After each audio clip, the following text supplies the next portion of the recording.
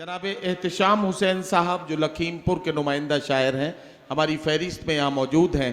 मैं उनसे चाहता हूँ कि आप वो तशरीफ़ लाएँ और अपने कलाम से नवाजें। जनाब एहतिशाम हुसैन।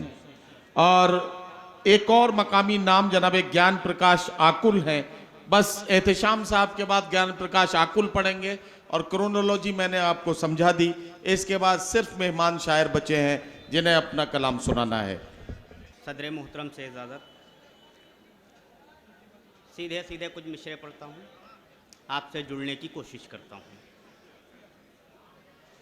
पढ़िए।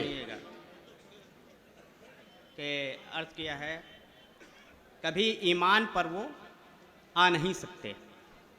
अच्छा। कभी ईमान पर वो आ नहीं सकते जो अपने डर को भगा नहीं सकते। वाह। कभी ईमान पर वो आ नहीं सकते जो अपने डर को भगा नहीं सकते, जो अपने डर को भगा नहीं सकते। और छीन ले हक उनसे जमींदारी का, छीन ले हक उनसे जमींदारी का जो एक पौधा लगा नहीं सकते।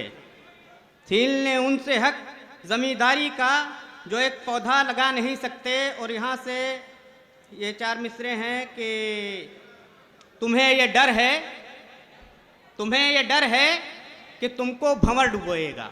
वाह।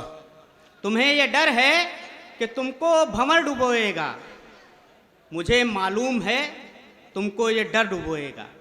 वाह। और रोक लीजिए ये नफरतों का सैलाब वरना। अच्छा। रोक लीजिए ये नफरतों का सैलाब वरना ये एक घर नहीं सारा शहर डुबोएगा। वाह वाह वाह वाह। और यहाँ से ये चार मिसरे हुए कि जहाँ गुजरा था बचपन घर वो बस्ती भूल जाते हैं।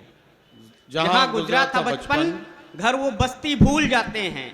बुलंदी शोहरतों की पाके पस्ती भूल जाते हैं। वाह वाह वाह। नहीं साया शजर का धूप है दस्तार पर उनकी, बुजुर्गों की जो अपने सरपरस्ती भूल जाते हैं। वाह वाह वाह। नहीं साया शजर का धूप है दस्तार पर उनकी, बुजुर्गों की जो अपने सरपरस्ती भूल जाते हैं।